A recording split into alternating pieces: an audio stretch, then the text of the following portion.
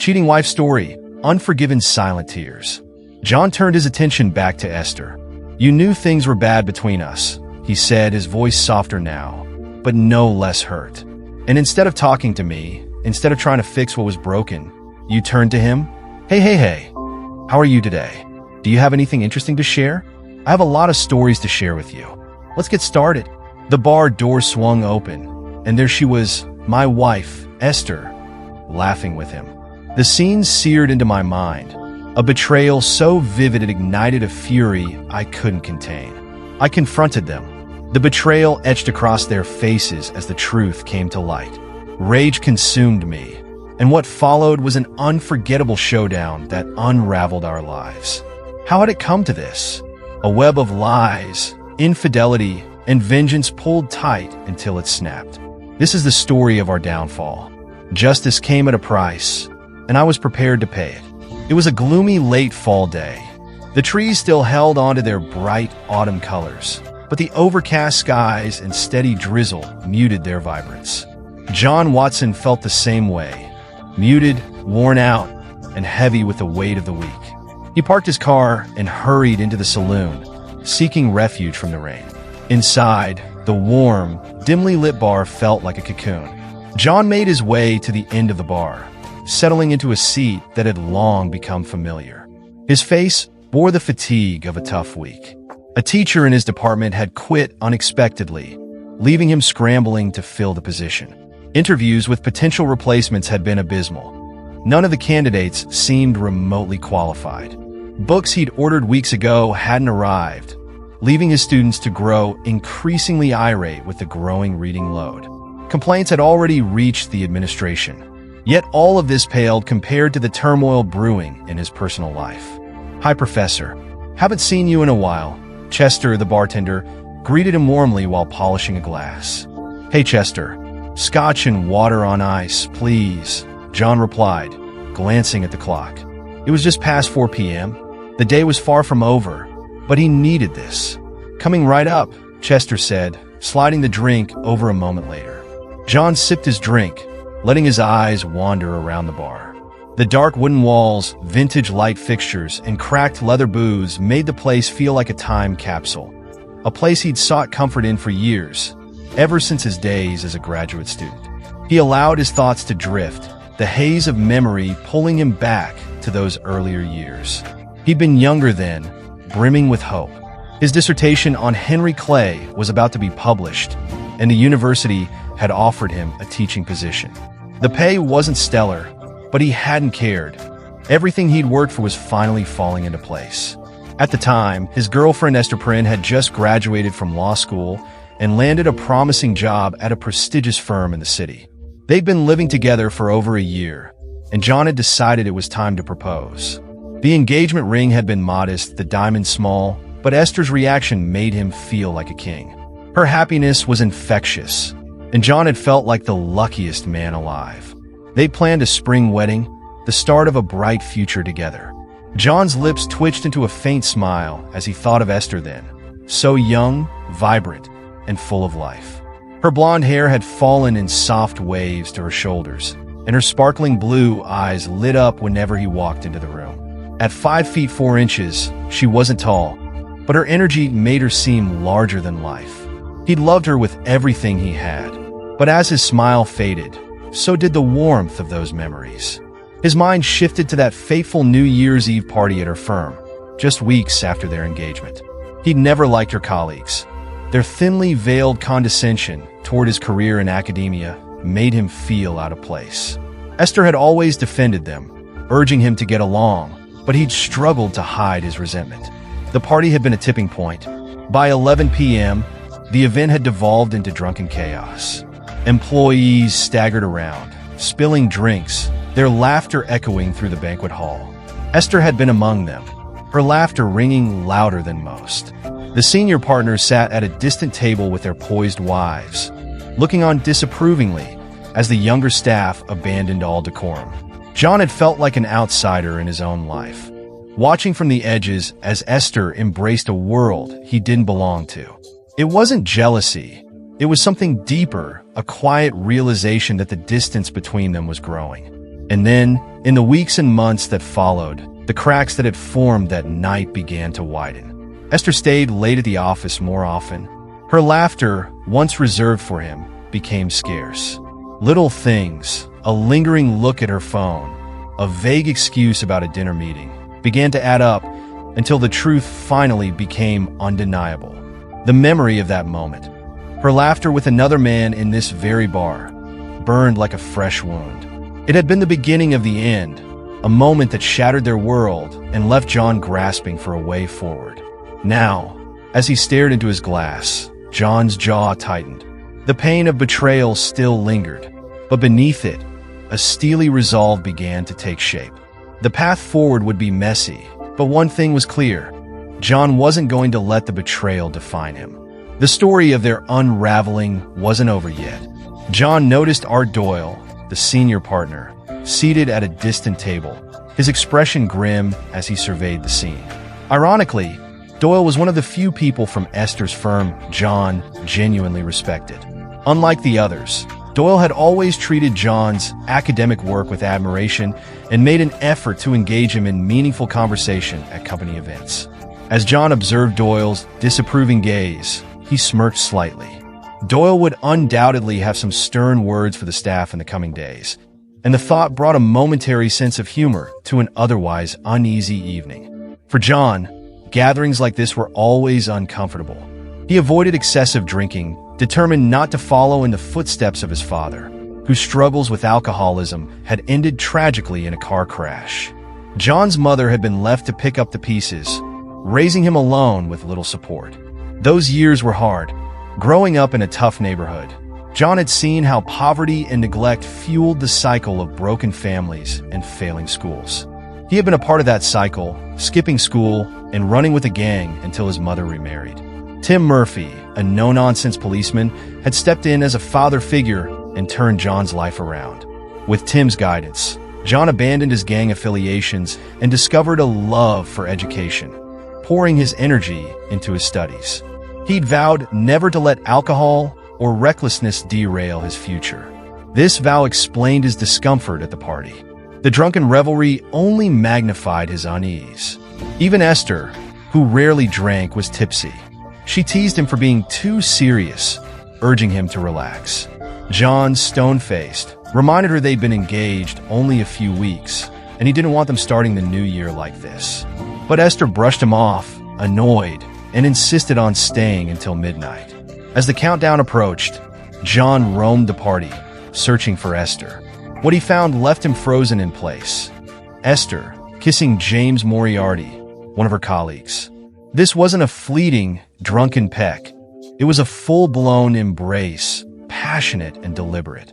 John's face drained of color as a sickening wave of anger and betrayal washed over him. Without a word, he strode over and pulled Esther away from Moriarty. Her protests were slurred, but her anger was clear. Later, outside the party's chaos, John confronted her. "What were you thinking?" "We're engaged," he demanded, his voice low but trembling with fury.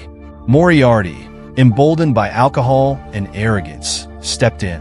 "She doesn't need you telling her what to do," he sneered, giving John a shove. It was a mistake. In a flash, Moriarty was on the floor, John towering over him, fists clenched. The room went silent. Then, in a move that stunned everyone, Esther stepped forward and slapped John across the face. The sharp crack echoed in the hushed space. John's expression hardened.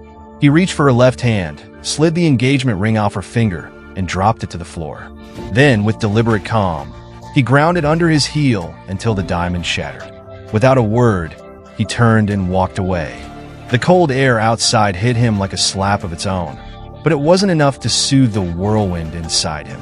John paced to his car, his breaths uneven as he tried to process what had just happened. He felt anger, embarrassment, and an overwhelming sense of finality. He knew he couldn't stay. Not at the party, not in their shared apartment, not in this relationship. Back at the apartment, John packed his belongings with robotic precision. 2 suitcases and a duffel bag. That was all he had to show for their life together. The sight of the empty shelves and bare walls brought a pang of sadness, but he didn't hesitate. By the time the sun rose, He was checking into a holiday inn near the university, intent on starting fresh. The next few days passed in a blur of lectures, grading, and planning for the new term. John ignored Esther's calls and texts, his resolve firm. His cheeks still stung from her slap, and his heart ached for the life they'd almost built together. But trust once broken, he knew, couldn't be repaired with drunken apologies. 2 weeks later, a call from Art Doyle surprised him. "John," Doyle said, his voice warm but firm, "join me for lunch at the club tomorrow." "I insist." Reluctantly, John agreed. The thought of seeing someone connected to Esther's world was daunting. But Doyle's invitation wasn't something he could easily refuse. The next day, John stepped into the bright dining room of the club, feeling out of place among the polished surroundings. Doyle sat by the windows in a cozy corner, gesturing for John to join him. "Professor Watson," Doyle greeted, his tone friendly but measured. "Let's talk." John took a deep breath, his eyes never leaving Esther's. He wanted to believe her, to trust her words, but the wound was still fresh. He leaned back in his chair, crossing his arms as he steadied his voice. "Esther," he began, "this isn't just about one moment. It's about what that moment represents. You say you love me, and I want to believe that. But love isn't just about feelings. It's about respect, trust, and loyalty. When you kissed him, whether it was because of the alcohol or something else, you broke that trust." Esther's tears spilled over, and she wiped her cheeks hastily, her voice trembling. "I know, John. I know I hurt you, and I can't take it back. But please believe me when I say it was a mistake, a terrible, thoughtless mistake. I wasn't thinking, and I hate myself for it." John's gaze softened slightly, but his expression remained guarded. "Mistakes happen, Esther, but you didn't just kiss him, you defended him in front of everyone over me. That's the part one can't forget. I need to know, do you even understand why that hurt me so deeply?" Esther nodded vigorously, her hands gripping the edge of the table as though it were the only thing keeping her steady. "I do, John. I see it now, and I hate myself for making you feel that way. I was drunk and stupid, but that's no excuse. I let you down. I know I have to earn back your trust, and I'm willing to do whatever it takes." For a long moment, John didn't respond. He studied her, looking for signs of sincerity. Her tear-streaked face, the tremor in her voice, and the vulnerability in her eyes told him she was genuinely remorseful. But sincerity alone wouldn't fix what was broken. "Esther," he said finally, his tone softer but still firm, "this isn't something that can be fixed overnight. Trust takes time to rebuild, and I need time to decide if I can forgive this. If we move forward, things have to change. There have to be boundaries, clear ones." She nodded, clutching her coffee cup as though it were a lifeline. "Anything, John. I'll do anything to prove to you that I'm serious about us. Please, just give me a chance." He sighed, running a hand through his hair. "I'll think about it. But you need to think about it too, about what kind of partner you want to be, and whether you're ready to commit to the kind of relationship we've always talked about. No more games, no more lapses in judgment." Esther reached across the table, her hand trembling as she rested it on his. "I understand, John, and I'll prove to you that I'm worth trusting again." John looked down at her hand, then back at her face. For the first time that evening, he allowed himself a faint smile. "We'll see, Esther. We'll see." As the evening wore on, their conversation shifted to lighter topics, and the tension began to ease. But as John left the apartment later that night, walking out into the cool evening air, he knew the road ahead wouldn't be easy. Forgiveness was a journey, not a destination, and he wasn't sure yet if he was ready to take it. For now, he was content to take things one step at a time. "Look, Esther," John said softly, his voice calm but firm. "I don't want to sound harsh or drag this out, but we need to be clear about what we expect from each other. If we plan to marry, we have to agree on what honor, love, and faithfulness truly mean." Esther apologized again, promising she would never drink too much again, a phrase that left John wondering what exactly she meant. Still, he also apologized for losing his temper, even though he felt his reaction was justified.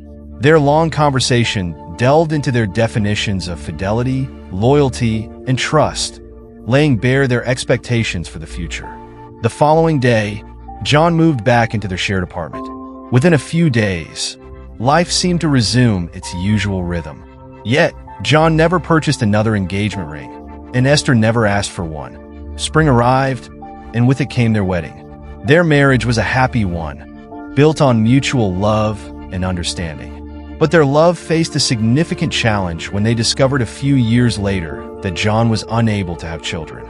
Medical tests revealed that his sperm count was low and the remaining ones lacked strength. They discussed other options for starting a family, but ultimately decided to remain just the two of them. While John expected Esther to be devastated, she accepted the news with remarkable grace. He held her close on the few nights she cried quietly before bed, amazed by her resilience. Esther poured her energy into her career and their life together, finding comfort in the love they shared. John blinked and looked around the saloon, embarrassed by how deeply lost he had been in his memories. Relieved that only a few minutes had passed, he noticed his empty glass and debated whether to order another drink. After a moment's hesitation, he caught Chester's eye and signaled for a refill. As Chester placed a fresh drink in front of him, John's thoughts drifted back to Art Doyle, whose recent death still left a lingering sadness at the edge of his mind. Art had been a steadfast friend, one of the few people John felt truly understood him. Now, only Lila Stride, a younger partner at the law firm, remained a link to that period of his life. John met Lila about a decade ago during a company event. She admired his work as a university professor and admitted she had once dreamed of teaching herself. Their mutual respect turned into a lasting friendship. He was still in good health, but thoughts of Esther crept back into his mind, accompanied by a frown. Their 20th anniversary was fast approaching, a milestone that should have filled him with joy, but instead, it left him uneasy. What had gone wrong? The love and connection they had once shared now felt distant. Small arguments had grown more frequent, affection was scarce, and an air of indifference had settled between them. Looking back over the past months, John realized the cracks in their marriage had deepened, but he didn't know how to address them, or even if he wanted to. He feared Esther's sharp tongue and dreaded the possibility of another bitter fight. Was their relationship really so fragile that he couldn't even bring up his concerns? The thought unsettled him. A soft voice interrupted his musings. "Hey buddy, buy a girl a drink?" John turned to see Irene standing beside him, her familiar presence instantly brightening his mood. "Irene," he said with a smile, "what are you doing here? You're the last person I expected to see." "I stop by every few weeks for old time's sake," she replied with a grin. "Order me a gin and tonic. I'll be right back." John watched as she disappeared toward the restrooms, a fond smile lingering on his face. Dr. Irene Adler, always striking with her dark hair and piercing eyes, had a vibrant energy that drew people in. She had achieved remarkable success as the assistant chair of the Drama and Performing Arts Department, a far cry from the modest beginnings of her family. Irene had been John's closest friend since graduate school, and over the years, their bond had only deepened. She had weathered 2 divorces and countless heartbreaks, always turning to John and Esther for support. When Irene returned and perched on the stool beside him, she picked up her drink and studied his face. "Okay, Johnny, spill it. What's wrong?" John chuckled softly, shaking his head. "Why do you think something's wrong? And what's this nonsense about you stopping here regularly? I bet you rarely come here." Irene laughed, taking a sip of her drink. "Okay, Sherlock, you caught me. I saw your car outside as I was driving by and wondered why you'd be here alone. Now tell me, what's on your mind?" John sighed, the weight of his thoughts threatening to overwhelm him. If anyone could understand him, it was Irene. Still, he hesitated, unsure where to begin. "So, I decided to stop and see if it was really you. Happy now?" Irene said, her voice teasing. John looked at her with genuine affection. There was no desire in his gaze, only the warm trust of a deep and enduring friendship. That trust made it easy for John to share his frustrations and confusion about his marriage. He spoke openly, his words laced with anger and sadness as he described the distance that had grown between him and Esther. Irene listened intently, her brow furrowed in concern. When he paused, she placed a comforting hand on his arm, trying to ease his turmoil. John let out a long sigh, feeling drained but oddly relieved. This was the first time he had truly voiced his pain, and there was no one better to hear it than Irene. She sat quietly, the sadness in her expression deepening as she absorbed what he had said. She had no idea how much John had been struggling. His ability to hide his feelings had taken even her by surprise. Learning about the strife between two people she cared about was a heavy blow. After a moment, Irene broke the silence. "John," she began, her voice steady but compassionate, "I know things feel impossible right now, but you're describing symptoms, not the cause. There has to be something deeper going on. Did anything happen to upset Esther? Or you? I can't believe the two of you just stopped caring about each other for no reason." John shook his head, his frustration palpable. "I don't know, Irene. I can't pinpoint anything specific. It's like we just drifted apart without realizing it, and now we're stuck in this mess. I don't know how to fix it. Have you tried talking to her?" Irene asked gently. "Really talking? No accusations, no shouting. Just sitting down and having a real conversation?" John's shoulders slumped. "We've tried. Every time we talk, it turns into a fight. She says I'm too paranoid, and then I lose my temper. It's a vicious cycle, and I don't see a way out." Meanwhile, across town, Esther Watson leaned back in her office chair, her sharp blue eyes fixed on the man sitting across from her. Jim Moriarty lounged casually in the chair, his charming smile radiating confidence.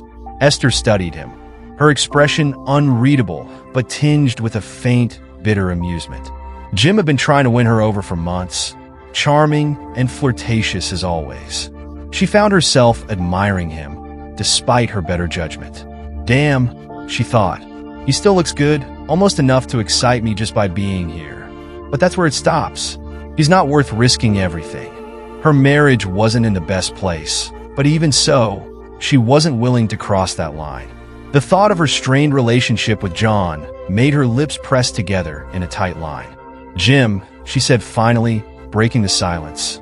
"It's been, 6 months since you came back, and you're still the same, chasing women like it's a sport. Ever think about settling down? It'd save you a lot of trouble." Jim laughed, leaning forward slightly. "Why so defensive? I'm just being friendly. You're a beautiful woman, Esther. Any man would be lucky to have you. Your husband? He's too wrapped up in his books to notice what he's got. And you know I'm right. You want me. I can see it in your eyes." His voice dropped, his smile widening. "And it's only a matter of time." Esther bit her lip and looked away, Jim's words cutting deeper than she cared to admit. He didn't know how close he was to the truth. Things with John had been off for months. Their once playful jabs about each other's professions had turned into sharp barbs, leaving wounds neither of them acknowledged. Maybe I should have told John that Jim was back, she thought, her guilt weighing heavily. But I was scared of how he'd react. I hope keeping it quiet wasn't a mistake. She turned back to Jim, her eyes hardening. "Look, Jim, leave my personal life out of this. Whatever's happening at home, it's off limits. Got it?" Jim's smile didn't falter, but his tone turned sly. "Of course, Esther. Whatever you say. All right. Just remember, I'm always here for you. You know you have a friend," Jim said with a sly grin. Esther frowned, her tone cold. "Yeah, a real friend. Don't play games, Jim. I know exactly what you're after. Stay away from me, and stop your nonsense at work. Now let's get back to the Simmons contract." Jim chuckled as he rose, his smile unshaken. "Whatever you say, Esther." He leaned in unexpectedly, brushing her lips lightly before she had a chance to react, then walked out of her office, humming softly to himself. Esther sat frozen, her breath uneven, shame creeping into her thoughts as she processed what had just happened. Her fingers touched her lips, and an unwelcome thrill surged through her. It had been far too long since John had kissed her with even a fraction of that passion. Where is this flirtation leading? She wondered, dread mingling with the remnants of excitement. Am I really capable of having an affair? She shook her head, trying to dismiss the thought. It was absurd. She loved John, didn't she? Her phone buzzed, pulling her from her spiraling thoughts. She answered briskly, recognizing the voice of Stan Hopkins, a senior partner at the firm. "You're wrapping up the Simmons contract, right?" Stan asked, his tone hurried. "Yes, Stan," Esther replied, her irritation bubbling beneath the surface. "It's been a long haul, but we're almost there. Why? Is something wrong? Not exactly, but Simmons can't come down on Monday as planned. He needs everything finalized by then, so you'll have to fly up to see him, Stan explained. Monday? Esther groaned. That's going to be a tight squeeze. We'll need to work tomorrow, maybe late, and it's just Jim and me on this project. I'll arrange for more support, but you're right. It'll be a crunch, Stan said, his tone apologetic. Let's get a fresh start tomorrow morning. You and Jim should be able to finish by the end of the day. I'll let him know. Fine, Esther said with a sigh, ending the call. She leaned back in her chair, her mind racing. She knew the late hours and stress were driving a wedge between her and John. He had already expressed frustration about her priorities, and this was bound to cause another argument. But what choice do I have? She thought, her resolve hardening. Once this is done, I'll make it up to him. We'll go on that vacation we've been talking about. Things will get better. Meanwhile, Jim Moriarty leaned back in his office chair, his smile tinged with malice. He knew Esther was nearing her breaking point, and he was certain it wouldn't be long before she turned to him. His thoughts drifted back to that infamous New Year's Eve when her husband had humiliated him. The memories still burned. His career had been derailed, and he had been forced to start over. Now, he wanted revenge, and breaking John Watson's marriage seemed like the perfect way to achieve it. He smirked, confident that his patience would soon pay off. As the evening wore on, the rain cleared, leaving a chill in the air. John pulled into the driveway, noticing the darkened house. He sighed, muttering under his breath, another late night at the office. His jaw tightened in frustration, but before he could get out of the car, headlights illuminated the driveway. It was Esther. John masked his surprise, watching her park beside him. She stepped out, her expression unusually bright. "Hi, sweetie," she greeted cheerfully. "Looks like we made it home at the same time. How about we freshen up, and I'll take you out to dinner? Let's go somewhere nice tonight." John forced a smile, studying her overly enthusiastic demeanor. "Okay, honey," he replied cautiously, but suspicion gnawed at him. Esther's sudden cheerfulness felt unnatural, almost forced.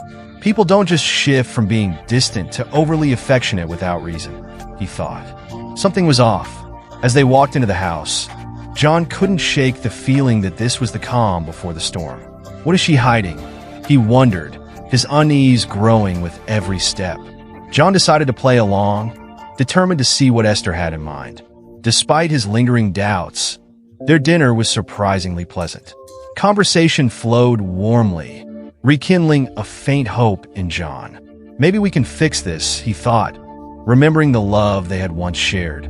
That evening, for the first time in a long while, John truly looked at Esther. A wave of guilt washed over him. Despite the years, she was still as beautiful and captivating as ever. Maybe I'm also to blame, he admitted silently. He realized he might have taken her for granted, becoming too absorbed in his work and neglecting their relationship. I need to make more of an effort, John resolved, but only if Esther was willing to meet him halfway. It wasn't just one person's fault, but both of theirs, yet he felt ready to try. Esther noticed John softening, a flicker of affection reappearing in his eyes. She felt a rush of hope and gratitude. Maybe we can rebuild, she thought, silently vowing to work harder on their relationship after her work project was over. Nestling into John's arm on the way home, she allowed herself to believe things might be okay again. Back at home, the warmth of the crackling fire filled the living room. John had prepared the space with soft music playing and glasses of wine waiting. The setting felt intimate, but Esther's heart was heavy with what she needed to tell him. How do I bring this up without ruining everything? She wondered, biting her lip. She knew waiting would only make things worse. Taking a deep breath, she began cautiously. "Honey, I have good news. This project is almost done. Just a few more days, and things will be back to normal." John's brow furrowed slightly, but he didn't interrupt. Encouraged, Esther continued, "I'll need to work tomorrow to finalize the draft, and then I'll travel Monday for the client meeting. After that, I don't need to hear any more, Esther," John interjected, his voice cutting through hers. "It's the same story, isn't it? Your career always comes first. It's more important than us, more important than me." Esther's eyes filled with tears, but John was too frustrated to stop. I've heard it all before, year after year. Think about what you really want, Essie. I'll be doing the same." He turned toward the stairs, pausing only to glance back at her. She sat frozen, her expression a mix of hurt and disbelief. Without another word, John switched off the light and retreated to the guest room. The following morning, Esther rose early. She moved through her routine in silence, her face set with determination. Showering quickly, she dressed neatly, grabbed her briefcase, and left without breakfast. She didn't want to face John. His harsh words still echoed in her mind, fueling a mix of anger and sadness. How long can we keep living like this? She wondered fleetingly before shoving the thought aside. Work first. I'll deal with the rest later. John woke much later, his body heavy with exhaustion. He had barely slept, his thoughts churning endlessly. After showering and shaving, he made his way downstairs, his movements slow and deliberate. The untouched kitchen greeted him, a stark reminder of Esther's absence. Sitting at the table, he stared into the steaming cup of coffee before him, his head in his hands. His earlier anger had cooled, leaving behind guilt and regret. "I shouldn't have snapped at her," he admitted to himself. Yelling wouldn't solve anything. It only widened the rift between them. John sighed deeply, gazing at the fire's embers still smoldering from the night before. "How do we get here?" he thought, running a hand through his hair. The love was still there, buried beneath layers of frustration and miscommunication. But was it enough? John had been grumpy and irritable for months, though he hadn't fully understood why. He realized Esther seemed just as impatient with him, sparking more arguments. As someone who liked to process things carefully, John sat down and thought about the last few months, trying to piece together what had gone wrong. But no clear answer emerged. Their fights weren't about any one issue. It was as if they had gone from being deeply connected to adversaries overnight. What happened to us? He wondered. Determined not to give up, John resolved to fight for his marriage. He still loved Esther, and he knew he'd do whatever it took to mend the fractures between them. "No more losing my temper," he promised himself. Thinking about the previous night's argument, John felt a pang of regret. He had overreacted to Esther's announcement about her work trip, and now he wished he could take back his outburst. Glancing at the clock, John noticed it was almost noon. An idea struck him. "I'll surprise her at work and invite her to lunch," he thought.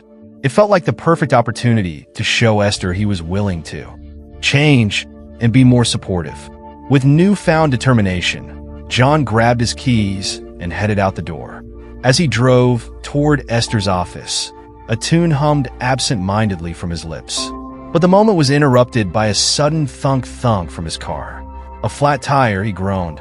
Pulling into a nearby diner's parking lot, John called for roadside assistance. They estimated a wait of 30 to 60 minutes. Unwilling to waste time sitting idly, John decided to grab a quick bite inside the diner. He was making his way toward an empty booth when a familiar voice called out. "John!" What a surprise. "Come sit with me," said Lila Stride, a senior partner at Esther's firm, waving him over. John smiled politely and joined her. "Lila, nice to see you. What brings you here on a Saturday? I thought Emily might be upset with how much you work these days." Lila chuckled. "Emily's out of town visiting a friend. I stopped by the office to grab a file and figured I'd grab lunch here." "I'm hopeless in the kitchen." They exchanged light conversation as they ordered. But then Lila said something that made John's stomach drop. "Esther and Jim are working hard to wrap up that big project. Once they're done, we should all celebrate," she said casually. John froze for a moment. "Jim?" he asked, doing his best to keep his voice even. "I don't recall Esther mentioning him." Lila nodded, sipping her coffee. "Oh, Jim Moriarty. He's been with us about 6 months now. I'm surprised Esther hasn't mentioned him. They've been working closely together on this project." The waitress came by to refill their drinks, but John barely registered her presence. A cold sweat broke out on his forehead, and a knot tightened in his stomach. Jim Moriarty? The name echoed in his mind like a warning bell. His vision blurred with a red haze, but he forced himself to stay calm. "I guess I haven't been paying attention," John said with a forced smile. He made an effort to sound casual, but his words felt like ice on his tongue. Lila chuckled. seemingly oblivious to John's growing tension. "We're all guilty of that sometimes. Emily says I don't listen to her half the time," she joked. John nodded, but his mind was racing. Jim Moriarty, the same Jim from all those years ago? It couldn't be a coincidence.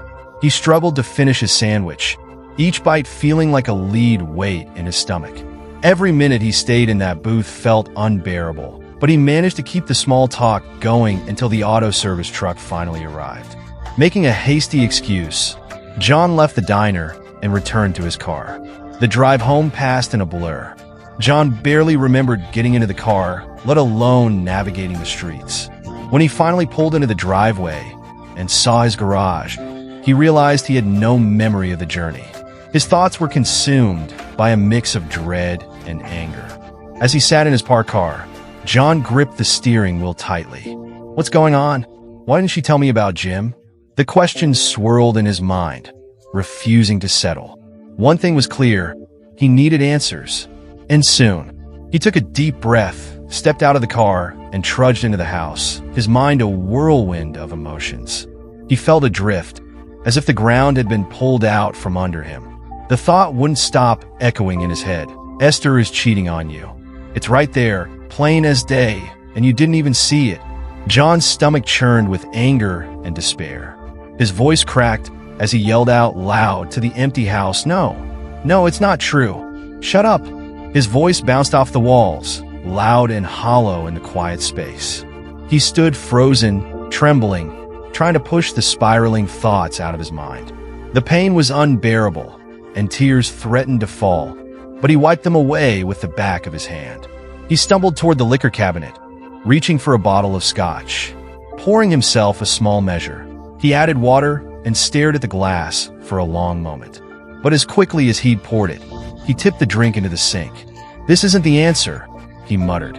"I'm not my father." Instead, he walked to the bathroom, splashed cold water on his face, and opened the medicine cabinet. He found the small bottle of low-dose Xanax Esther used for sleep. Holding the bottle in his hand, he hesitated. His reflection in the mirror seemed to mock him. With a sharp shake of his head, he returned the bottle to the shelf and shut the cabinet door. A bitter smile tugged at his lips. "What are you doing, John? Get a grip."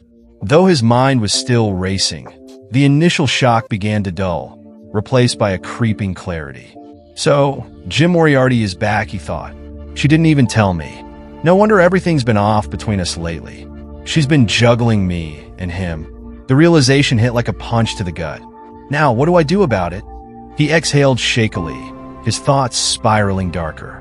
"They're going away together tomorrow night. Business trip my ass. No wonder she's been so distant. She's getting what she needs from him." The word divorce loomed in his mind like an uninvited guest. It was heavy and cruel, but it was there, waiting for acknowledgement. "Divorce," he repeated to himself, as if trying to test its weight. The thought of counseling crossed his mind briefly, but he dismissed it. "Too late for that," he muttered. "Maybe before all this started, but not now. Not after this." As he sat there, the despair in his chest began to harden into something colder. The boy who had survived the tough streets of his youth stirred inside him, bringing with him a steely resolve. "I can't do anything without proof. Solid proof. I need to know for sure." A grim smile curled his lips as he picked up the phone. "There's a price to pay for betrayal, Esther. A very high price," he murmured, his voice trembling but resolute. He didn't notice the tears silently streaming down his cheeks as he dialed a number. At the nearly empty office, Stan Hopkins called out from the doorway. "It's almost 3, and I've got to head out." "You two wrapping things up?" "Another couple of hours," Esther replied, glancing at her screen. "Jim's finalizing the first draft, and I'm nearly done here." "Good," Stan said. "Remember, your flight leaves at 7 tomorrow night. The tickets are at the counter, so don't forget to grab them. The Simmons meeting should be straightforward unless they throw us a curveball. Say goodbye to Jim for me. See you when you're back." As Stan left, Esther leaned back in her chair, letting out a heavy sigh. Leaving tomorrow night is just going to cause another fight with John, she thought bitterly. The thought weighed heavily on her. Could they ever find their way back to what they once had? Could the love that had defined their early years together survive this widening rift? She turned her attention back to her work, but the unease gnawed at her. Despite her efforts to focus, the tension of her crumbling marriage and her guilt over hiding Moriarty's return lingered like a shadow. She realized that spending a couple of nights alone in a hotel with Jim, even in separate rooms, could spell trouble if John found out. Guilt gnawed at her as she questioned whether hiding Jim's return had been a grave mistake. Shaking her head impatiently, Esther tried to brush aside her unease. "I haven't done anything wrong, and I don't plan to," she thought. But the anxiety bubbling within her refused to be silenced. "John, come in and give me your jacket," Irene said warmly, ushering him inside. "Now, tell me what's going on. You didn't sound like yourself on the phone. Do you want a drink or something?" "Nothing, Irene," John replied, his voice tired. "Thanks for letting me come over on such short notice. I really need to talk to you." Irene's eyes softened as she noticed his red, weary eyes and slouched posture. Something was deeply wrong, but she waited patiently for him to open up. "Okay, John, at least sit down," she urged. John walked into her cozy living room. The afternoon sunlight filtered through the windows, casting a warm glow that would have been comforting if he weren't so upset. He sank into a plush chair, crossing his legs, and looked at Irene. "I'm sorry for dumping my problems on you," John began, forcing a weak smile. "It seems you're the lucky one who gets to hear them all." Irene didn't laugh. Instead, she leaned forward, her body language saying, "I'm here. Tell me everything." John drew a deep breath and began to speak, laying out his fears about Esther's affair. "It all makes sense now, Irene," he said, his voice trembling with a mix of anger and sorrow. "Why our marriage has been falling apart over the last few months. Her cold attitude, the lack of affection, the disrespect. I can't even remember the last time we kissed." John's voice cracked, and he paused to compose himself. His eyes welled with tears as he repeated, almost in disbelief, "I don't even remember the last time we kissed. Can you believe that?" Irene's heart ached for him. She found it hard to believe that Esther would cheat. She knew how much Esther had loved John. "John," Irene began gently, "listen to me. I know you're upset, but think this through. Maybe she didn't tell you about Jim because she knew it would make you angry.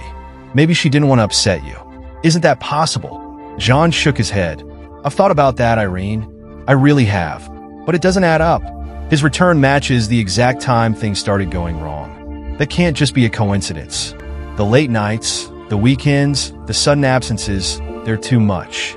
And when I brought it up, she called me paranoid." He paused, then added bitterly, "Let's not kid ourselves, Irene. She's with Jim, and I can't live with that. My marriage is over. It's broken. All I need now is proof before I file for divorce." Irene gasped, her hand flying to her mouth. "Divorce? John, wait. Aren't you jumping to conclusions?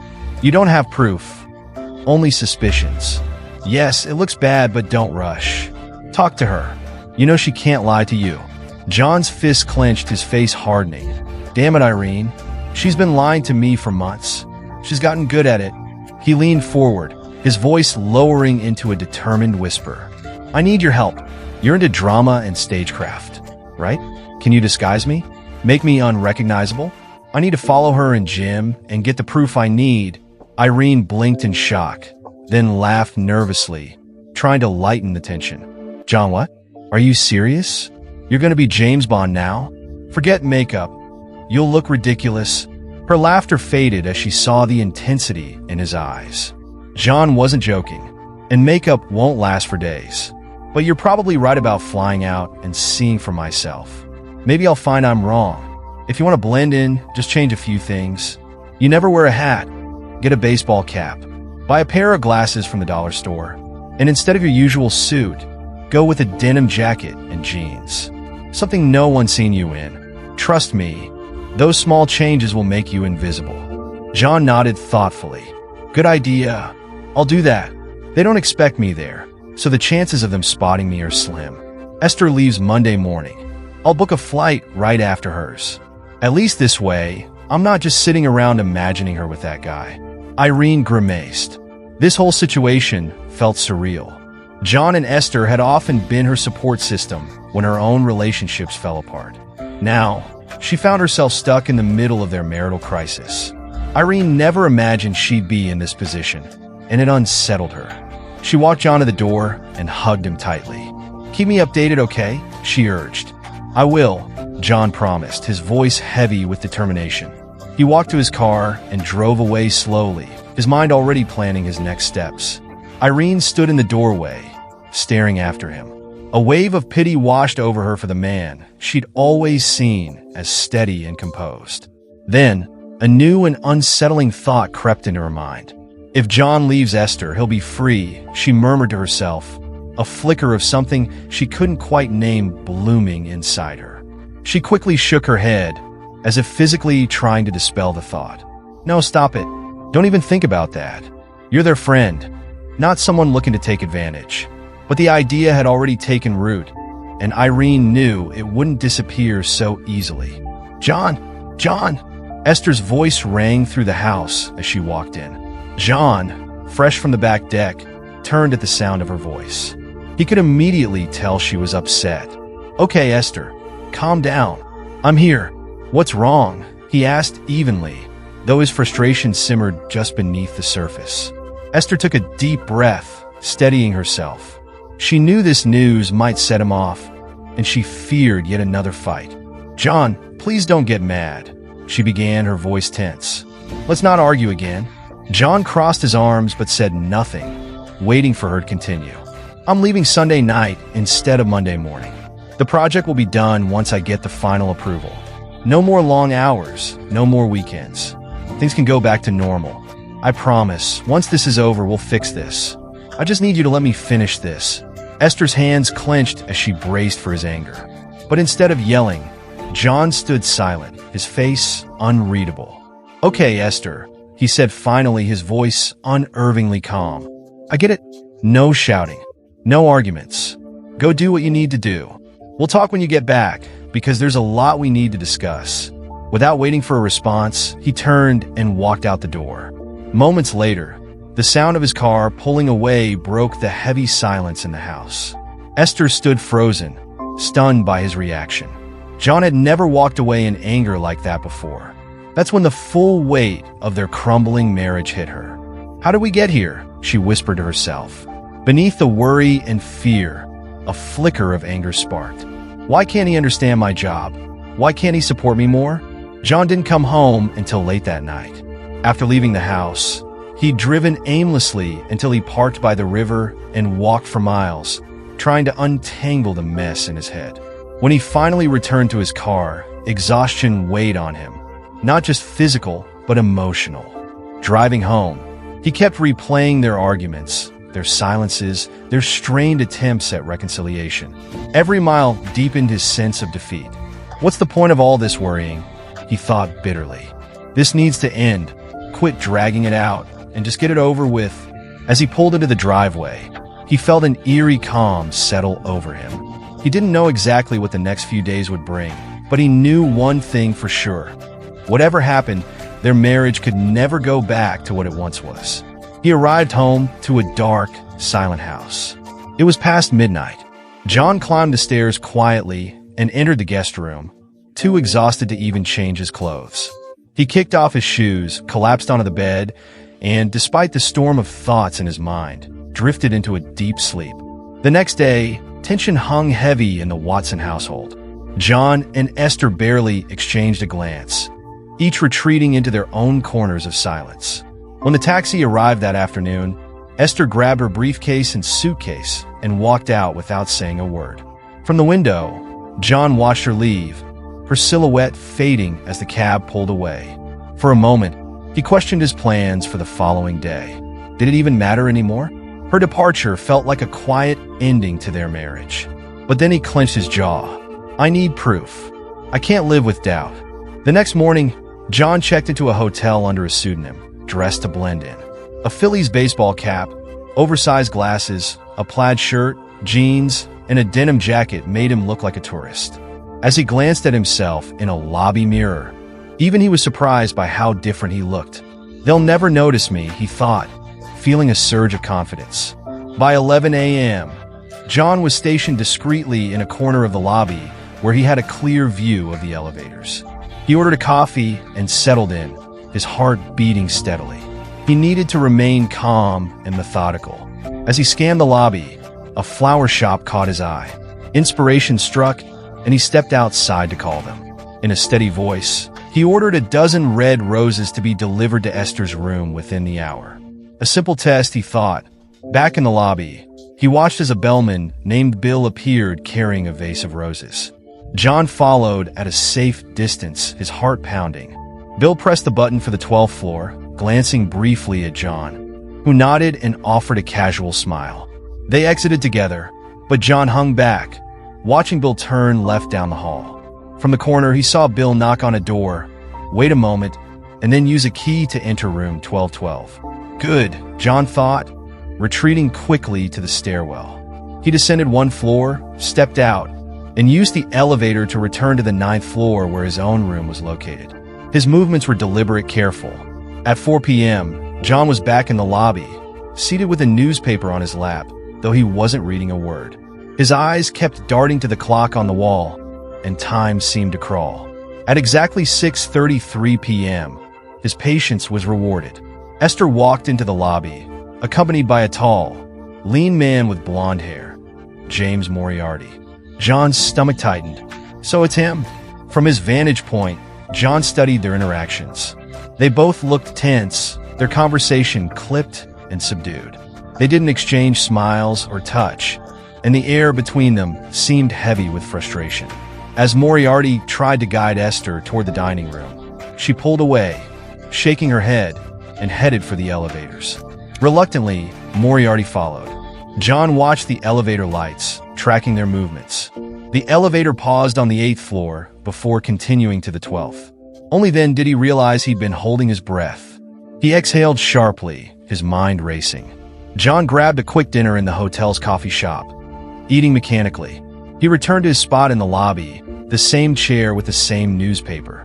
For hours, he sat and observed. By 11 p.m., exhaustion began to weigh on him, and he retreated to his room. Once inside, he tossed his suitcase onto the bed and sat heavily in the armchair by the window. The events of the day replayed in his mind like a loop. They didn't look like lovers, he thought, trying to piece together the puzzle. Their body language was cold, detached. Was I wrong? John sighed, rubbing his temples. Maybe Esther was right. Maybe I am being paranoid. But doubts lingered. His instincts told him something was off, even if he hadn't seen definitive proof. He undressed, pulled on his pajamas, and climbed into bed. Sleep didn't come easily. His thoughts churned, oscillating between suspicion and self-doubt. I need clarity, he told himself. I need the truth. But as much as he tried to think rationally, the weight of his love for Esther and the fear of betrayal clouded his mind. How do we get here? John's mind was a whirlwind of emotion as he sat in the lobby, watching Esther and Moriarty leave the dining room. Their laughter and closeness felt like a dagger, but he forced himself to stay calm. His thoughts churned. Was this innocent camaraderie or something deeper? He wrestled with himself, torn between his love for Esther and the undeniable signs he'd been witnessing. I need clarity, not assumptions, he told himself. He resolved to see the night through and confront Esther with the truth, whether it was painful or not. Esther stepped off the elevator and walked briskly to her room. She felt giddy, the success of the project and the wine swirling together into a euphoric buzz. Inside her room, she kicked off her heels and took a moment to reflect. It's done, she thought, a wave of relief washing over her. Finally, after months of stress, she allowed herself a small smile. Jim had been a good partner through it all. Sure, he was overly flirtatious at times, but that was just Jim being Jim. She frowned briefly, thinking of John. She knew he hated her long hours and frequent travel. I'll make it up to him, she thought. Once I get back, we'll go somewhere, just the two of us. No work, no distractions.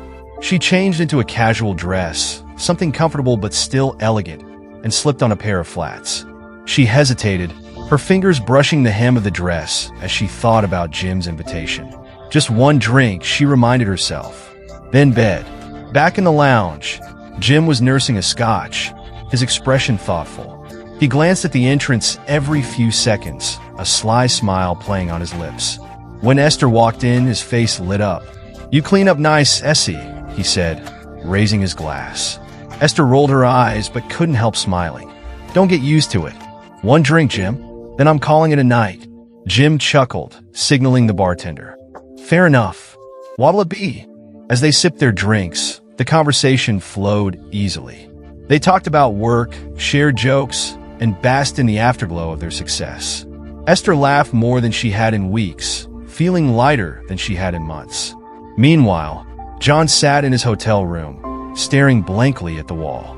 He had decided to give Esther the benefit of the doubt earlier in the day, but seeing her with Moriarty had reignited his doubts. His thoughts swung between anger and sadness. Am I just seeing what I expect to see? Or is there really something going on? Unable to sit still, he grabbed his cap and glasses and headed to the hotel lounge. "I need to know." John entered the lounge quietly, scanning the room. It wasn't hard to spot Esther and Moriarty sitting at the bar, laughing over their drinks. His stomach churned, but he forced himself to stay calm. They're just colleagues celebrating, he told himself. Don't jump to conclusions. He took a seat in a shadowed corner, where he could see them but wouldn't be noticed. As he watched, their body language remained casual. Laughs, gestures, nothing overtly intimate. Still, John's heart was heavy. After about 30 minutes, Esther stood up and said something to Moriarty. She smiled but gestured toward the elevators, clearly signaling the end of the evening. Moriarty looked disappointed but nodded. As Esther walked away, John felt a pang of relief.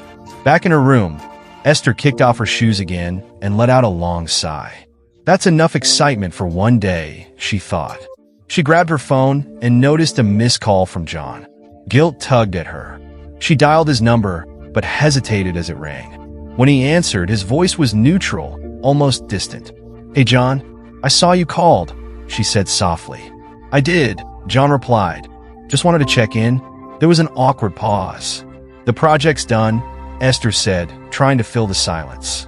"It went really well. I'll be home soon, and we can talk about everything." John nodded, though she couldn't see it. "Good. I think we need to." As they hung up, John sat back in his chair, his mind clearer but still burdened. She doesn't sound like someone who's hiding something, he thought. But trust had been eroded, and he wasn't sure if it could ever be fully restored. "Tomorrow, I'll decide what comes next." In her room, Esther sat by the window, staring out at the city lights. She felt a strange mix of accomplishment and unease. The success of the project was overshadowed by her growing anxiety about her marriage. "I love John," she thought, "but we've drifted so far apart. Can we ever find our way back?" That night, two people lay in different beds, separated by miles of distance and layers of misunderstanding, both wondering if their love could survive the shadows that had grown between them. John leaned back in the booth, his face a mask of cold fury. The tension at the table was palpable, and the once cozy, dimly lit lounge now felt suffocating. Esther couldn't bring herself to meet his eyes, her hands trembling as she clutched at the pearls around her neck, the pearls John had given her. "Well," John began, his voice calm, but laced with venom, "it seems I've interrupted a celebration. Should I congratulate you both?" Moriarty opened his mouth to speak, but John cut him off with a sharp glare. "Don't even think about it," he growled. Moriarty shrank back into his seat, his usual arrogance replaced by fear. Esther finally found her voice, though it wavered. "John, it's not what it looks like," she stammered. John laughed bitterly, a sound devoid of humor.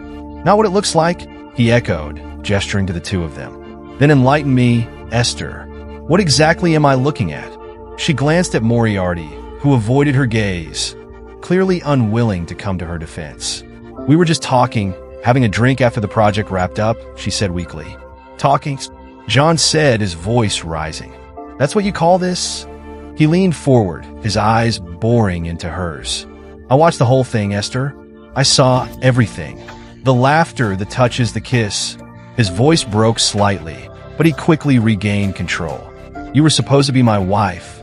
Esther's face crumpled, tears spilling over her cheeks. "I didn't mean for this to happen, John," she whispered. "It was a mistake. A mistake? John interrupted, his voice cold and steady. A mistake is burning dinner or forgetting a birthday. This was a choice.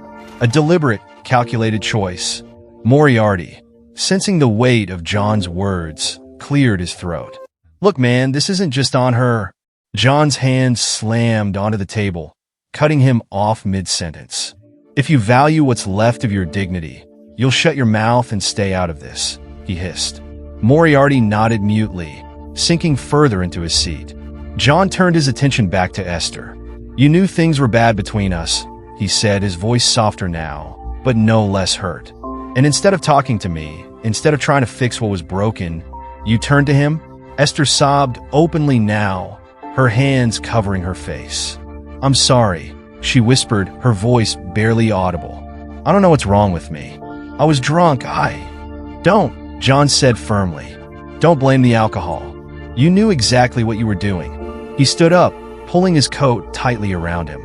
I thought I came here to find out the truth, he said, looking down at her with a mixture of sadness and disgust. But I already knew, didn't I? Esther reached out, her voice desperate.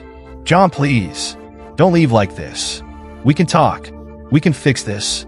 John stared at her hand, then at her tear-streaked face. For a moment, he said nothing, the weight of the moment hanging heavily between them. Finally, he shook his head. No, Esther, he said quietly. You broke us, and I can't fix what you destroyed. He turned to leave, pausing only to glare at Moriarty one last time. Stay away from her, he said, his voice low and menacing. Or the next time we meet, I won't be this civil. Moriarty nodded hastily, his eyes wide with fear. As John walked out of the lounge, the cold night air hit him like a slap. But for the first time in months, he felt a strange sense of clarity. He had seen the truth, painful as it was, and now he could finally move forward. Behind him, the door swung shut, leaving Esther and Moriarty to sit in the silence of their choices. John's words cut through the air like a blade, leaving Esther trembling. She stared at him, her tears falling freely, but he didn't flinch. His face was stony, his cold gaze unwavering. I don't want your apologies, he continued, his voice eerily calm now, almost detached. They mean nothing to me anymore. You've made your choice, Esther, and now I'm making mine. Esther's hands clutched at the table, desperate to hold on to something solid. John, please, you don't understand, she whispered, her voice cracking. It wasn't like that. I didn't mean for this to happen. John laughed bitterly, shaking his head. Didn't mean for it to happen? Spare me, Esther. You don't just stumble into this kind of betrayal. It wasn't an accident. It was a decision. 1,000 little choices, every one of them leading to this moment. She reached out as if to touch his hand, but he recoiled, the disgust on his face stopping her cold. You think I didn't see it? He asked, his voice rising slightly. The distance? The lies? The excuses? I saw it all, Esther, but I was too blind, or maybe too stupid, to accept it. Her sobs grew louder, but John didn't falter. He picked up the red panties from the table, holding them up as if they were evidence in a trial. These, he said, his voice low but sharp. I bought these for us, for something special, and you kept them hidden away until him. His hand trembled slightly, but he set them down with deliberate care, as though discarding a memory. I trusted you, Esther, he said, his voice softening for just a moment, but it wasn't kindness, it was grief. I trusted you with everything I had, and you threw it away for this. Esther collapsed into the booth, her face buried in her hands. John, I love you, she choked out. I've always loved you. Please, just give me a chance to make this right. John stood up slowly, his movements deliberate. He looked down at her, his expression unreadable. Love, he said quietly. Don't talk to me about love, Esther. Love doesn't humiliate. It doesn't betray. It doesn't destroy trust. He took a deep breath, trying to steady himself. I'll stay in the house for a day or two, he said, long enough to pack up my things and get everything in order. After that, it's yours. Keep it, sell it, do whatever you want. I don't care. Her head snapped up, panic flashing in her tear-streaked eyes. John, no, she pleaded. Please don't do this. We can fix this. I'll do anything. Just tell me what you want, and I'll do it. John's lips pressed into a thin line. "What I wanted, Esther, was a faithful wife. But you made sure I'll never have that again." He turned to leave, pausing only briefly at the edge of the booth. "Don't come back until I'm gone," he said, his voice devoid of emotion. "I mean it. And don't try to contact me until the divorce is finalized. You owe me at least that much." Without another word, he walked out of the lounge, leaving Esther alone in the dim light. The sounds of the room, the faint music, the clinking of glasses, faded as the door closed behind him. Esther sat there, shattered, her mind racing but finding no answers. For John, stepping into the cool night air felt both liberating and devastating. The pain was still there, sharp and relentless, but so was a new resolve. This chapter of his life was over, and he would face whatever came next on his own terms. As he walked away, the weight of betrayal began to lift, replaced by the faintest glimmer of something he hadn't felt in a long time: freedom. 3 months had passed since John Watson had walked away from the life he once shared with Esther. The divorce proceedings, initiated as promised, had devolved into a stalemate. Esther, despite his warnings, was fighting tooth and nail, refusing to let him go without a final conversation. John discovered something about himself during these months. He couldn't bring himself to air their private struggles publicly. Was it shame? Was it guilt? Or perhaps it was the remnants of love that stopped him from fully destroying her reputation. Whatever the reason, he left his threats unfulfilled. His lawyer and longtime friend, Sherwood Holmes, tried once more to reason with him. "She wants to talk, John," Holmes said, leaning back in his chair. "No conditions, no strings attached. Just one conversation. She says if you still want the divorce afterward, she'll stop fighting it." "That's the deal." John sat stiffly in the leather chair, staring out at the gray sky beyond the window. He finally turned to Holmes, his voice sharp. "Let her fight it. I don't care. I'm not giving her the satisfaction of that conversation." Holmes sighed, a long and familiar sound. "John, listen to me. You and I go way back. This isn't just about legal fees. Though I'll remind you, this fight could cost you everything. It's about closure. You can't live in limbo forever. Sit down with her, hear her out, and then move on." John's jaw tightened. "No, Woody. I know exactly what she's going to say. She'll either admit the affair and beg for forgiveness, or she'll lie through her teeth. Either way, I don't want to hear it, even if it means dragging this out for years." Holmes asked, his tone laced with concern. John stood abruptly, signaling the end of the discussion. "Years, months, it doesn't matter anymore. I'm not remarrying, probably never will. Let her do whatever she wants. If she finds someone else and wants to move on, fine. Until then, I'm done." Holmes studied his friend's face for a long moment before nodding reluctantly. "Fine, but when you're ready, call me. We'll grab dinner. It's been too long." John hesitated, the tension in his shoulders softening for a brief moment. "I'll call you, Woody. I promise. Give me a few days." Holmes smiled faintly and patted John's shoulder as he walked him to the door. "Take care of yourself, John." John left the office, stepping into the cold, gray afternoon. The world outside felt as bleak and empty as he did. His drive home was short but heavy with the weight of unresolved emotions. When he arrived at his townhouse, the silence inside greeted him like an old enemy. He closed the door behind him, the sound echoing in the stillness. The air felt stagnant, as if the life he'd once known had evaporated, leaving nothing but shadows of what had been. He moved mechanically, dropping his coat onto a chair and standing in the middle of the living room, staring at nothing in particular. His thoughts churned. Holmes was right. Dragging this out wasn't sustainable. But what other choice did he have? Talking to Esther felt like reopening a wound that hadn't yet begun to heal. John sat heavily on the couch, his head in his hands. He had left behind the anger and the threats, but what remained was worse, a cold emptiness. He wanted to let go, but every time he tried, the memories came flooding back. The laughter, the warmth, the love they once shared, and the betrayal that had shattered it all. For now, all he could do was sit in the quiet of his home, the echoes of his decisions surrounding him. The future felt uncertain, But one thing was clear. The man who had walked out of Holmes' office was not the same man who had stood beside Esther at the altar all those years ago. That man was gone, and in his place was someone who had learned the painful price of trust betrayed. He paused for a moment, taking in the sight of his new rental home. It had been 6 weeks since he moved in, and he had poured a small fortune into renovations, fresh paint, plush carpets, and stylish furniture. He had promised himself that this would be a fresh start, a place where he could rebuild his life. No more living like a hermit, no more dwelling on the past. He would enjoy this new chapter, and why not? At 46, he still had time to redefine happiness. Divorce or not, life didn't have to stop here.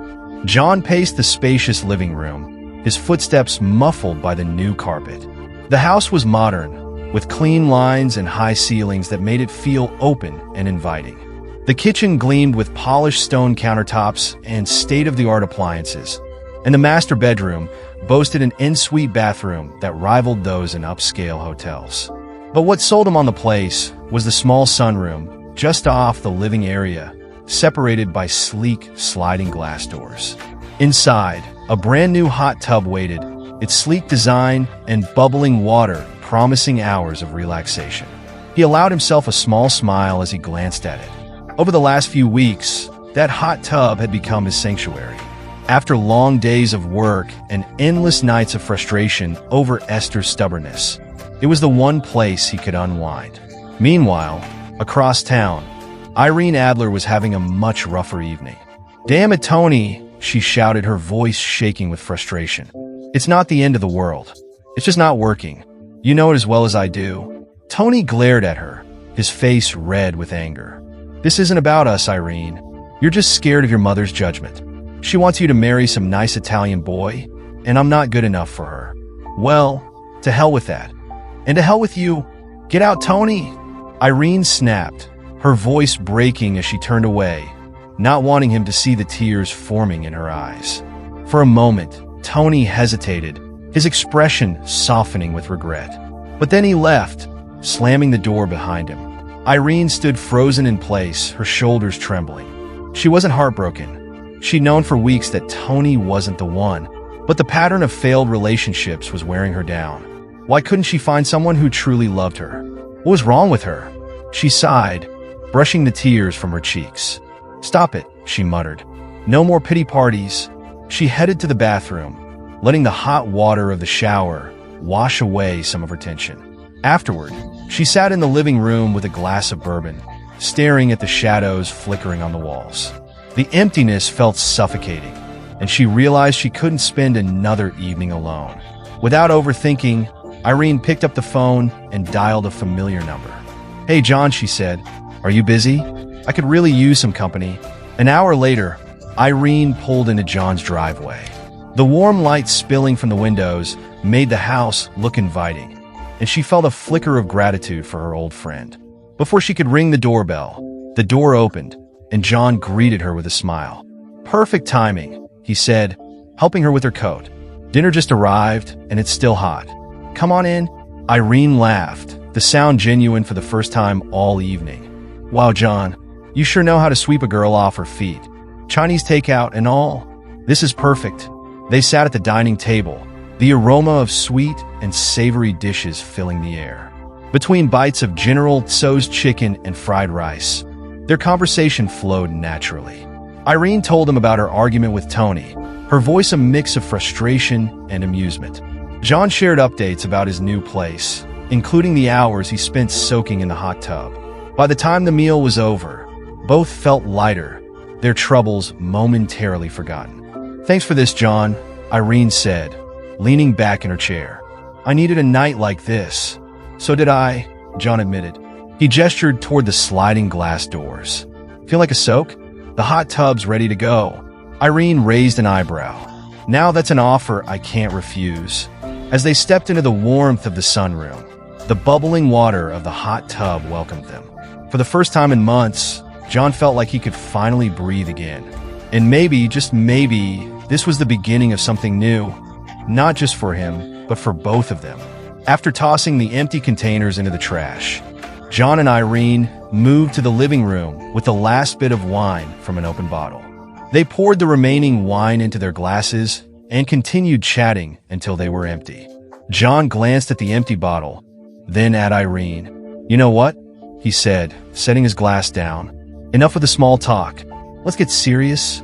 He stood, walked over to the bar cabinet, and pulled out a good bottle of scotch. He poured 2 generous glasses over ice, handed one to Irene, and sank into an armchair across from her. Taking a sip, he leaned forward. "Okay, sweetie, lay it on me. What's really bothering you?" "Tell Uncle John," he said gently. Irene chuckled softly, taking a sip from her glass. "This is good.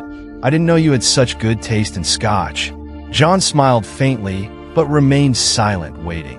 "Fine," she said, sighing heavily. "It's Tony.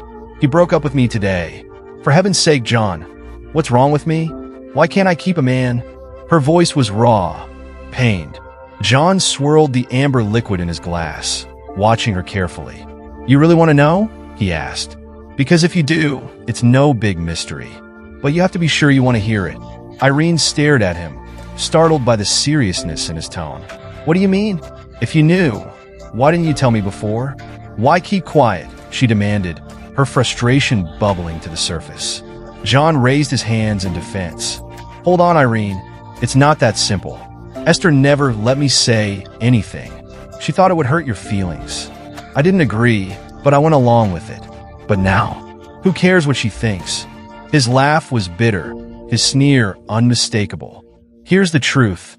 It's you, sweetie," he said, his voice softening. "It's your choices. You always pick the wrong guys." Irene's mouth fell open, her first instinct a flash of anger. Her eyes narrowed as she stared at him. "What are you saying, John? That I don't know how to choose good men?" John nodded slowly, meeting her gaze. "Yes, exactly. Think about it. You're smart, beautiful.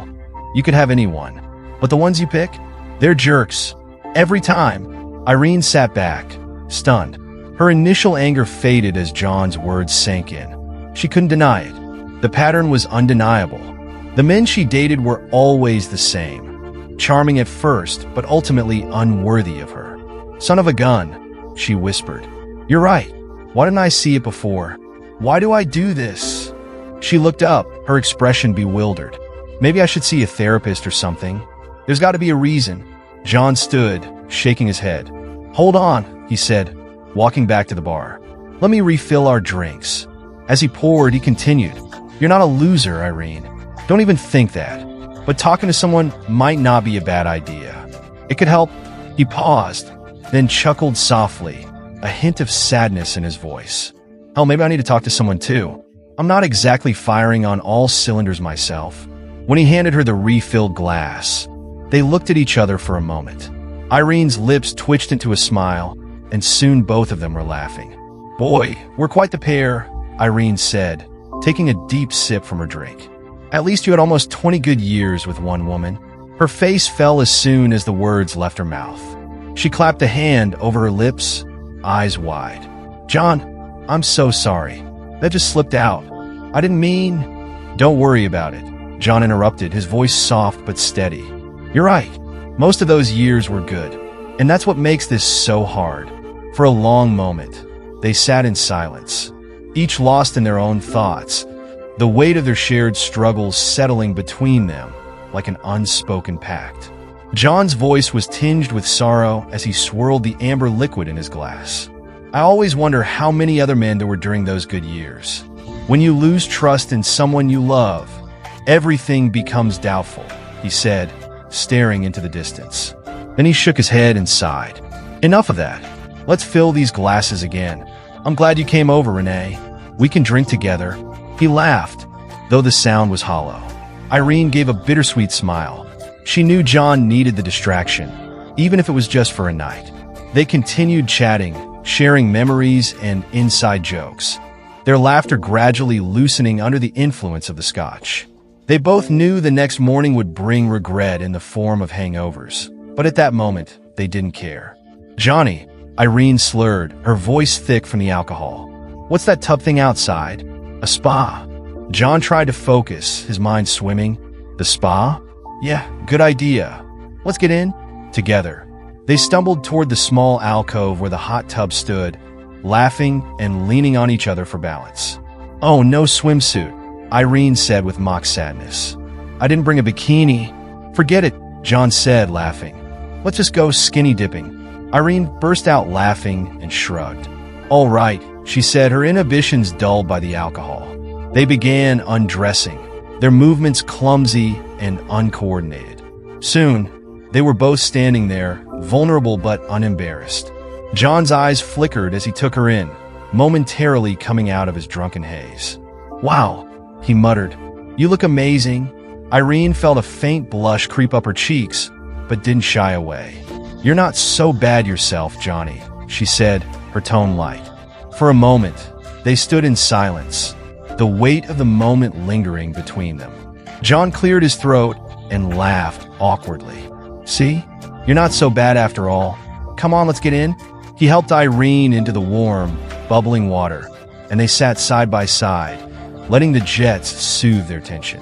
The proximity between them was palpable, but it was John who first pulled back.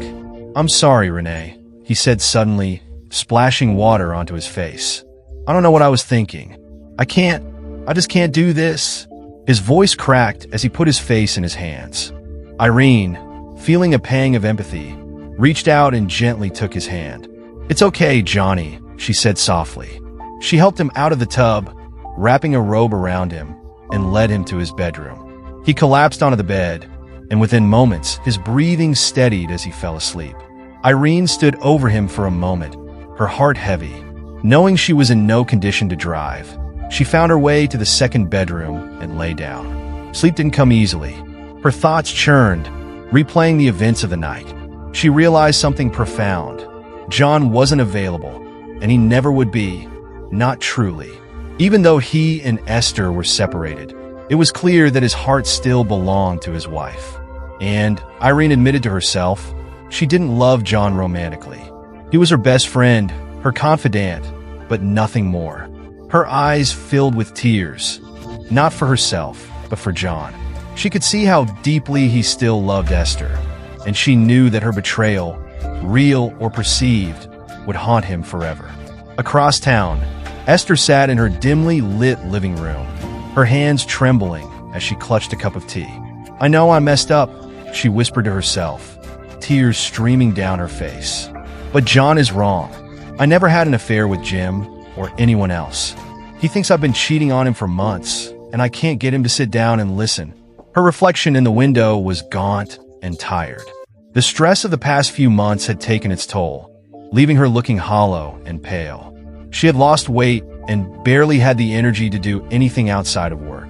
But she was determined to make John see the truth. Esther's thoughts were interrupted by a knock at the door. When she opened it, Irene stood there, her expression soft and concerned. "Irene," Esther said, surprised. "What are you doing here?" "I came to see you," Irene said gently, stepping inside.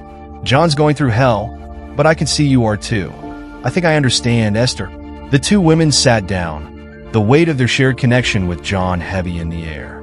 Esther poured her heart out, explaining how the night at the hotel had been a mistake, a moment of weakness, but not the ongoing affair John believed it to be. Irene listened carefully, her heart aching for both of them. "Esther," she said quietly, "if you want to save your marriage, you need to fight for it.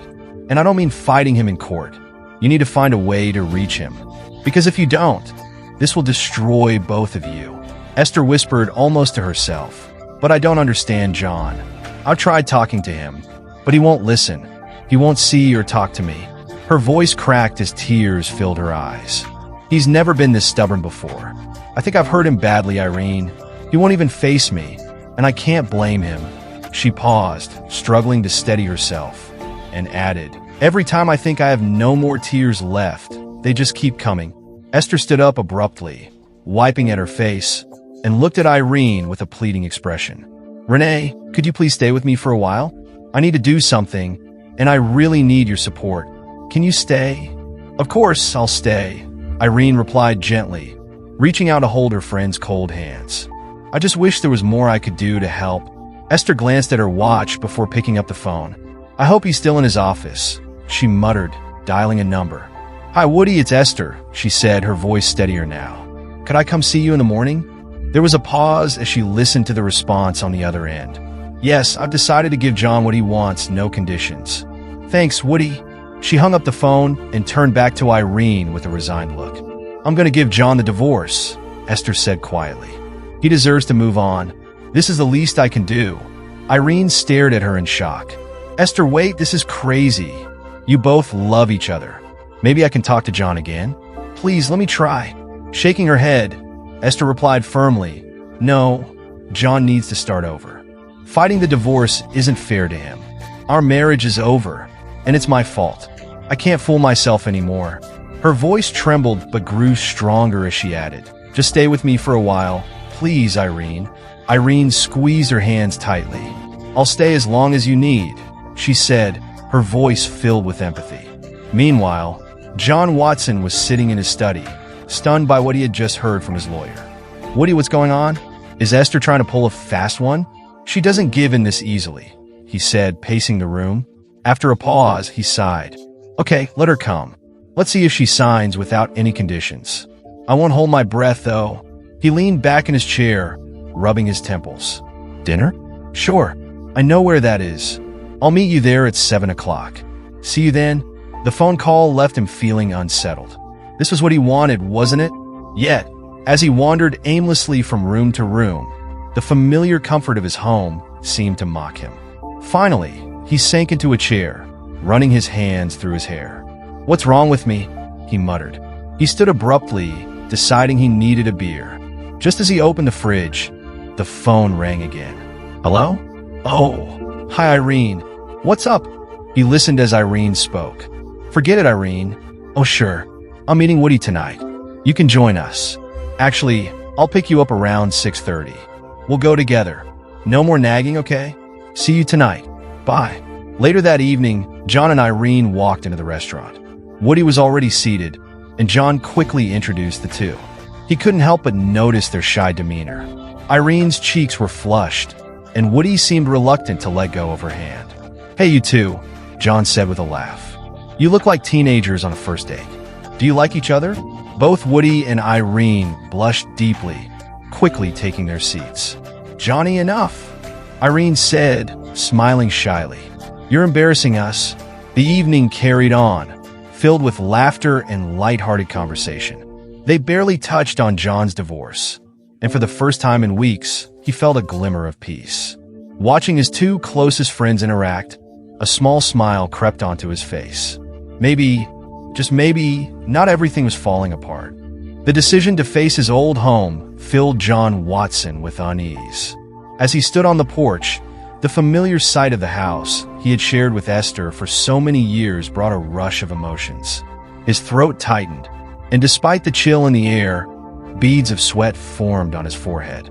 He hesitated, questioning whether agreeing to Irene and Woody's plan had been a mistake.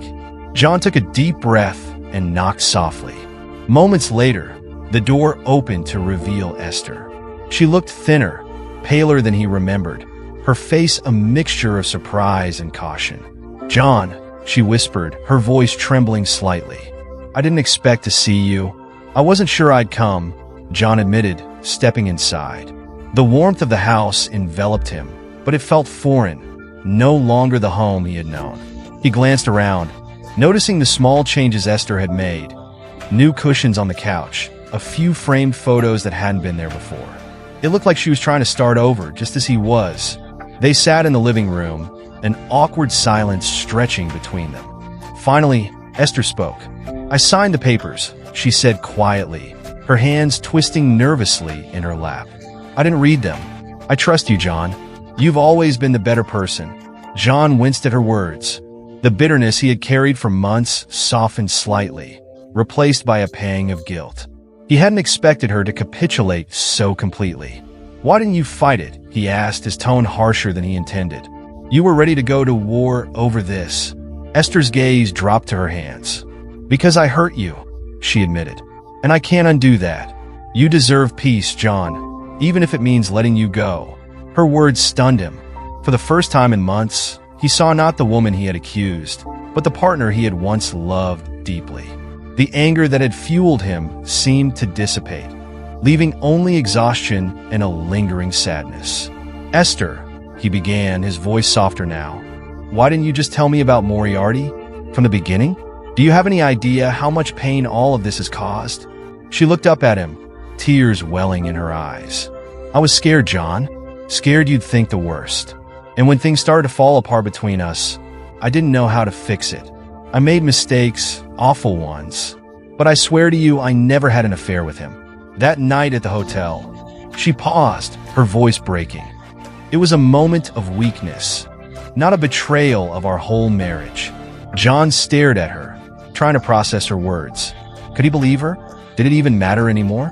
The scars of their relationship felt too deep to heal, but he couldn't deny the sincerity in her eyes. "I don't know if I can forgive you," he admitted, his voice trembling. "Not yet. Maybe not ever. But I don't want to hate you, Esther. I can't live like that anymore." Esther nodded, her tears falling freely now. "I understand, John. I don't deserve your forgiveness.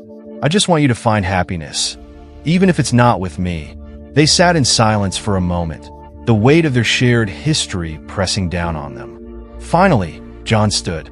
"I think we both need to move on," he said, his voice steady. "But maybe someday we can be civil. For now, though, this is goodbye."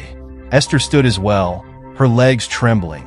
"Goodbye, John," she whispered, watching as he turned and walked out the door. As John stepped into the cold evening air, he felt a strange sense of relief. The wounds of their marriage would take time to heal, but he had taken the first step. Somewhere in the back of his mind, he hoped that this painful chapter could one day lead to peace for both of them. The memory of the hotel still sent a shiver down John's spine, making him sick to his stomach. Even his last conversation with Irene lingered like a bitter aftertaste. Irene had recounted Esther's words, explaining how she attributed her actions to a combination of project success, alcohol, and Jim's relentless flattery. "Bull," John had snapped, anger flaring. "You're saying she just conveniently loved the man who was there?" "Knock it off, John," Irene had retorted sharply. "You know that's not what she meant."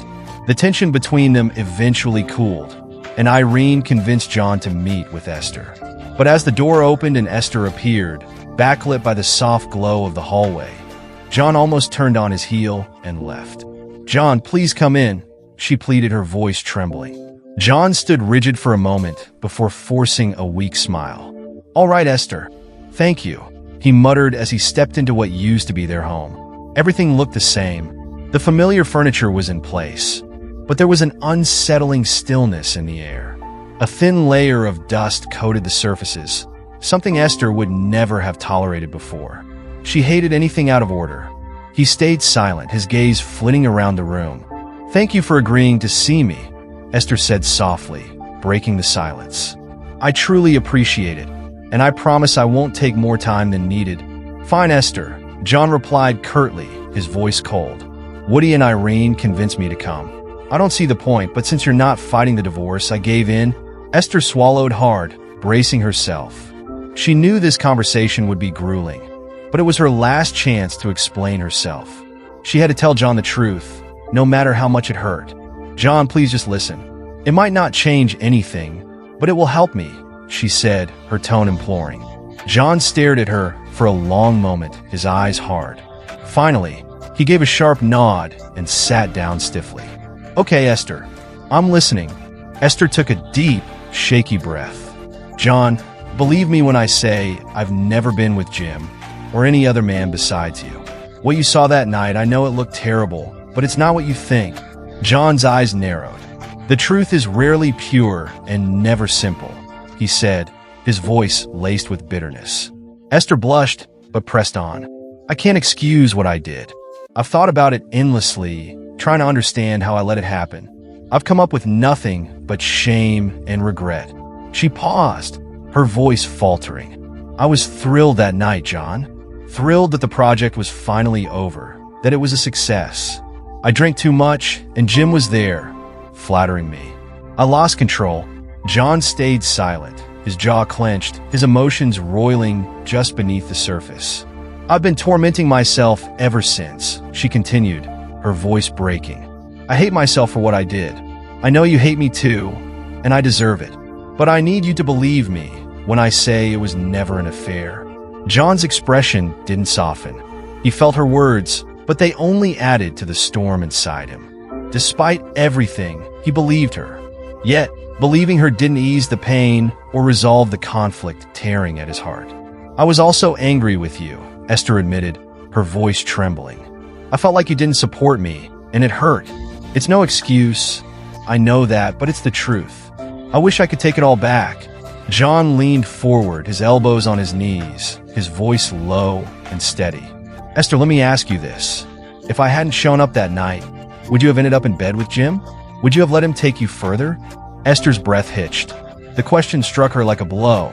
Deep down, she knew the answer, and her silence betrayed her. John exhaled sharply and stood, his movements deliberate. "That's the point, Esther," he said, his tone devoid of warmth. "You crossed the line the moment you let him kiss you. You crossed it when you kissed him back. You crossed it when you allowed him to touch you." Tears streamed down Esther's face as she whispered, "I know, and I hate myself for it." John shook his head, his face etched with disappointment. "I believed in us, Esther. But trust? Once it's gone, it's gone." He turned to leave, pausing only briefly at the door. "You wanted me to listen, and I have. But this doesn't change anything. Goodbye, Esther." As the door closed behind him, Esther crumpled into the chair, her sobs echoing in the empty house. Meanwhile, John walked away, each step feeling heavier than the last. He didn't feel victorious or vindicated, only hollow, as though he had left a part of himself behind. "You promised yourself to me, your husband, and you broke that promise," John said, his voice low but firm. He paused, drawing a deep breath to calm the storm within. He didn't want this to turn into another argument. "Do you understand what I'm saying, Esther?" he asked, his eyes fixed on hers. Esther nodded weakly, finally grasping the weight of her actions. She felt her stomach churn with guilt and hopelessness as tears streamed down her face. She couldn't find the words to respond, her shame rendering her silent. John's gaze softened slightly, though his hurt remained evident. "I feel sorry for you, Esther," he said, his tone quieter now. "I feel sorry for us. Maybe it's not entirely your fault. Maybe I share some of the blame too. Perhaps I should have been more attentive, more patient, more understanding." He paused, his expression troubled. "But that doesn't excuse what you did that night. It doesn't erase the betrayal. It doesn't change what you allowed to happen." John's voice grew distant, as though he were speaking more to himself than to her. "I've been asking myself some hard questions. What would be easier for me? To live with doubt or to live with regret? Could I move past this and stay married to you? Could I spend the rest of my life wondering if you'll betray me again? Could I endure a constant lack of trust, always looking over my shoulder?" His voice faltered for a moment, and he wiped at his eyes. "Or would it be easier to let go? To live with the sadness of what we lost? The sadness that you didn't love me enough to stay faithful? That I wasn't enough for you? That even though I might forgive you, I'll never be able to forget?" He stopped speaking, overwhelmed by the rush of emotions. Tears glistened in his eyes, but he quickly blinked them away. "I'm sorry," he said softly, his voice breaking, "but I can't live with doubt. Regret is easier." Esther curled up on the couch, her body trembling as she cried uncontrollably. She had no strength left to plead. She knew his decision was final. John stood for a moment, looking down at the woman he had once loved more than anything. His heart ached for what they had lost, for the life they had shared, and for the trust that was now irrevocably shattered. Then, without another word, he turned and walked toward the door. The sound of his footsteps echoed through the quiet house. As he stepped outside into the cool night, the door closed softly behind him. John didn't look back, and so, as John stepped into the cold, quiet night, he left behind not just the home they built together, but the dreams of a love that once felt unbreakable. His decision was not made lightly. It was a choice between living with doubt or embracing regret. In the end, regret felt like the lesser burden. This story reminds us of the fragility of trust and the weight of betrayal. It shows that even the deepest love can falter when honesty is broken. But it also highlights the courage it takes to choose self-respect to walk away from pain, and to seek peace over chaos. John's journey is a sobering reflection on the complexities of relationships, forgiveness, and moving forward. It's a reminder that sometimes, even in heartbreak, letting go is the greatest act of love we can give ourselves. Thank you for watching. If this story resonated with you or sparked any thoughts, let us know in the comments below. Don't forget to like, share, and subscribe for more stories that delve into the depths of the human experience. Until next time, take care, and remember, healing starts with the courage to move on.